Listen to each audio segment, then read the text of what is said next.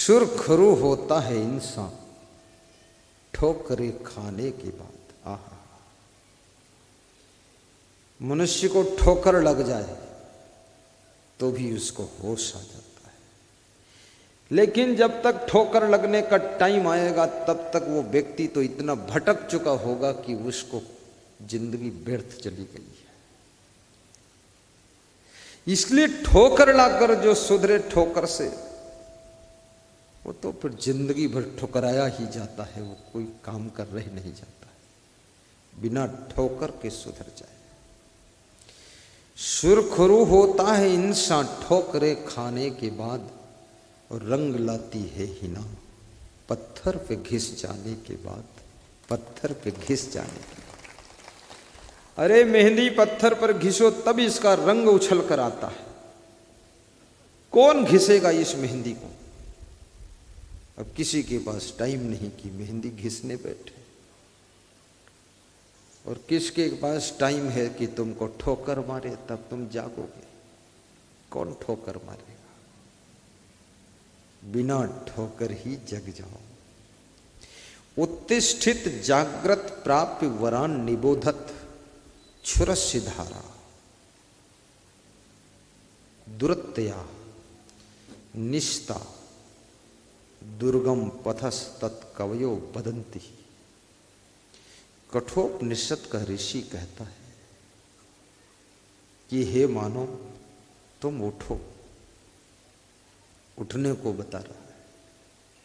फिर कहता है जागृत जागो, उठो और जागो। उठो लाल आंखें खोलो, पानी लाई हूं मुंह धो लो। मन से जागना ये तो बहुत बड़ी चुनौती है। लोग शरीर से भी नहीं जागते हैं समय पर। कितने घरों में सोने और जागने का बहुत बड़ा विवाद चल रहा है। नौजवानों को नींद बहुत आती है और बूढ़ों को नींद आती ही नहीं। बच्चे छोटे छोटे मस्ती से सोते हैं, उनको कोई जगाता ही नहीं। किसी महिला का बच्चा 1.5 साल की उम्र का सो जाए तो महिला बहुत खुश होती है, और सो और सो, क्योंकि वो सोएगी तभी ये काम कर पाएगी। और ज्यों ही वो जागेगा तो सब काम रुकवा देगा, इतना रोएगा। और उसको दूध पिलाओ, फिर गोद में लेकर हिलाओ डुलाओ, और उसके लिए गीत गाओ, फुर्र फुर्र करो तब जाकर वो चुप होगा। बहुत कठिन है बालक को संभालना।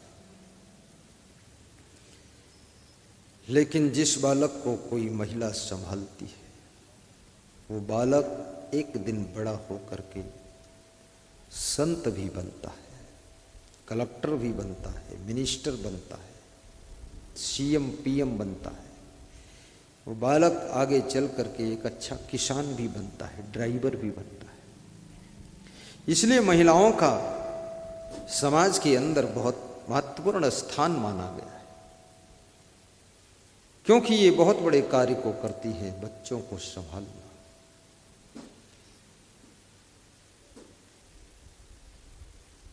लेकिन पुरुषों का भी बहुत बड़ा स्थान है, पति का बहुत बड़ा स्थान है, क्योंकि पति उससे बड़ा काम करता है, क्योंकि वो पत्नी को संभालता है।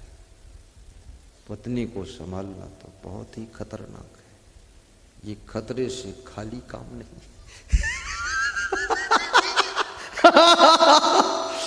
कितने लोग बिल्कुल हार चुके हैं इस कार्यक्रम में।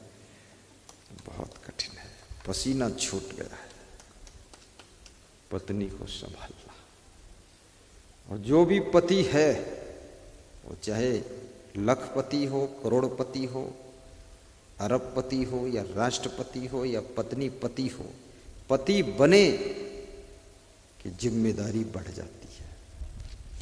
आज राष्ट्रपति जो रामनाथ कोविंद हैं, उनके भाई राम स्वरूप कोविंद से मैंने पूछा, उनके बड़े भाई अग्रज भ्राता राम स्वरूप कोविंद ने मेरा प्रवचन करवाया, मुख्य आयोजक थे गुना में, मध्य प्रदेश। मैंने पूछा आपके भाई साहब हंसते नहीं है? बोले अब राष्ट्रपति है। बोले किसी पत्नी का भी पति कहाँ हंसता गुरुदेव? और फिर मैंने उनसे पूछा, थोड़ा उम्र ज्यादा है, 82-83 साल उम्र उनकी। पदरोनी ले गए मुझे, अपने साले के घर ले गए चरण पूजा में। सीढ़ी चढ़कर सेकंड मंजिल पर पहुंचे तो मैंने कहा कि अब तुम नीचे मत उतरो, आप यहीं रुक जाओ। फिर सीढ़ी उतरना, वृद्धावस्था है, बुढ़ापा है, कमजोरी है। बोले बुढ़ापा कमजोरी नहीं गुरुदेव, बुढ़ापा जिस दिन आया है जवानी को ऐसी लात मारी है कि लौट कर आई ही नहीं। इतनी तगड़ी ठोकर दिया है जवानी को बुढ़ापे ने। वो मजाकिया भी है राष्ट्रपति के भाई, बहुत मनोरंजन करते हैं। और जब कभी मेरे पास फोन आता है उनका, करीब 24 मिनट आधा घंटा भी बात करते रहते हैं। अब राष्ट्रपति के बड़े भाई का फोन काट दूं तो भी ठीक नहीं लगता, और कभी कभी कट जाता है तो फिर लगाते हैं। बोले गुरुदेव तुम काटे थे कि खुद कटा? मैंने कहा मैं नहीं काटा हूं, सिग्नल कम है। झूठ नहीं बोलते, प्रेम बहुत है। पुरुषों की जिम्मेदारी भी कम नहीं है, बहुत बड़ी जिम्मेदारी साहेब बंद की। इसलिए बचपन में सत्संग मिलना चाहिए। और बचपन ऐसे है जैसे गीली मिट्टी, और जवानी ऐसे है जैसे सूखी मिट्टी, और बुढ़ापा ऐसे है जैसे बेकार मिट्टी, कोई काम की रही नहीं गई। बचपन में जो संस्कार तुम दोगे बच्चे को, उसके अंदर छपते चले जाते।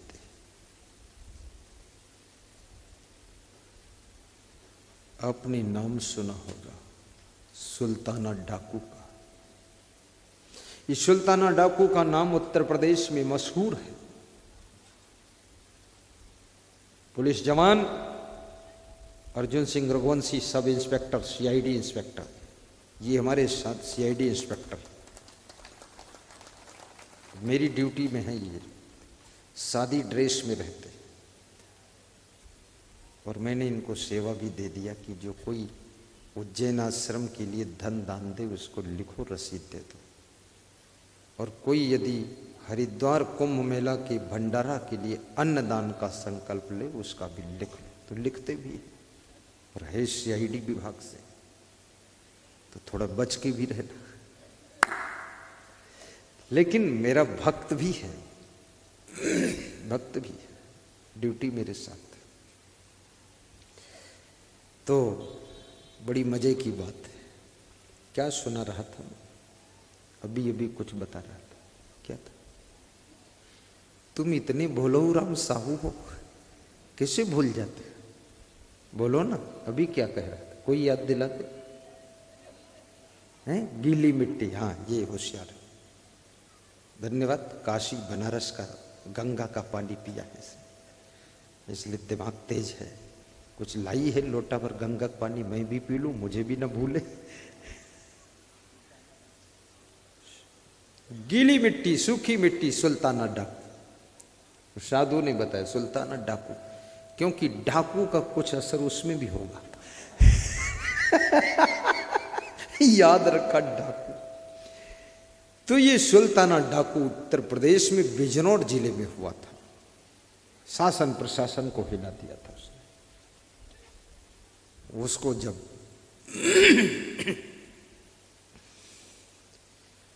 सुना सबों ने होएगा सुल्ताना का नाम, शेरे नर डाकू बड़ा गुजरा खासो आम। रूल थे उसके डाकू के, उसूल थे उसके। पुलिस ने जब उसे गिरफ्तार किया तो एक विधवा औरत की लड़की के विवाह में शामिल होने के लिए गया था, धन देने के लिए। पुलिस ने गिरफ्तार किया कि तुम अपराध करते हो, डाकू हो, डकैती डालते हो, फांसी की सजा होगी। तो उसने कहा मैं केवल डाकू नहीं हूं, मैं बहुत बड़ा परोपकारी भी हूं। तो क्या परोपकार करते हो? तो उसने बताया कि अमीरों का धन लूटता था हमेशा और गरीबों के खातिर। मत गाओ तुम लोग, नहीं गा पाओगे, तराना अलग है, बात को गाना है। ये डाकू का मामला है, आपके बस का नहीं।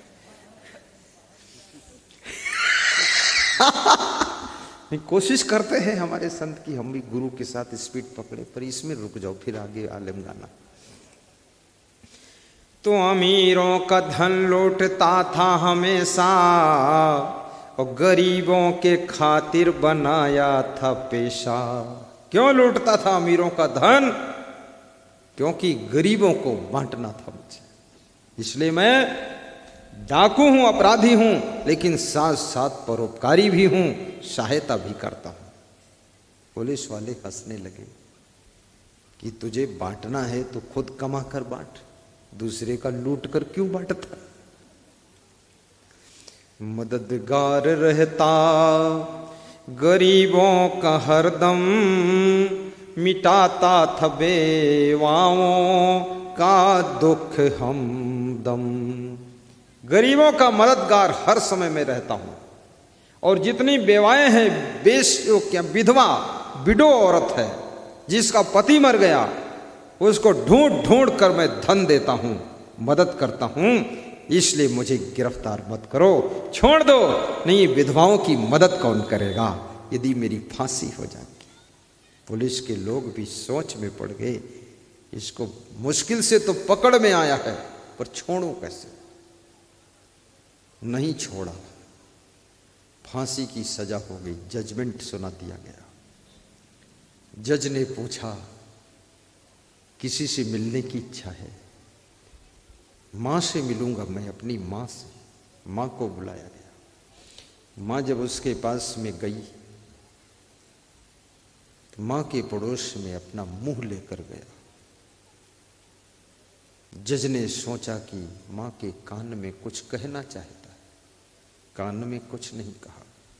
मां का सिर पकड़ करके अपने मुंह में मां की नाक को पकड़ा, दांतों से काट लिया नाक को। मां जोर से चीखी और चिल्लाई कि मेरी नाक काट लिया। सुल्ताना हंसा और बोला कि, जज ने कहा रे इतना अपराध किया है, फांसी की सजा है, और उसके बाद फिर मां की नाक काट ली मुंह से, दांतों से। अब तुझे इसके बाद क्या सजा दो, बोल। उसने कहा जिसके कारण मैंने फांसी की सजा पाई है, मैंने उसको सजा दिया है, उसकी नाक काटा। बोले क्यों? बोले जब मैं बच्चा था, स्कूल से पेंसिल कलम चुरा कर लाता था, पड़ोसियों की मुर्गी के अंडे चुरा कर लाता था, पड़ोसियों का सामान चुरा लाता था, तो ये मेरी माँ मेरी पीठ थपथपाती थी और कहती थी शाबाश बेटे तुम बहुत अच्छा करते हो। ऐसे शाबाशी देते देते मेरे संस्कार बिगड़ गए, मैं चोर बना, चोर से डाकू बना, आज फांसी पर झूलने जा रहा हूं। इसका कारण ये अपराध सिखाने वाली मेरी माँ है, इसलिए इसकी नाक काटा। यदि बचपन में ये मुझे एक थप्पड़ मार देती। इसलिए कहते हैं माँ का प्यार, माँ की फटकार और माँ की मार, ये तीनों अमृत के समान होते हैं। गुरु का प्यार, गुरु की फटकार और गुरु की मार, ये टॉनिक के समान है। इसलिए तुम्हारे पिताजी कभी तुम्हें डांट दे तो बुरा मत मानना, क्योंकि उनकी डांट तुमको डाकू बनने से रोकेगी, तुमको साधुता के मार्ग पर चलाएगी, और तुम राम बनोगे, कृष्ण बनोगे, मीरा और सेबरी बनोगी, और तुम्हारी जिंदगी में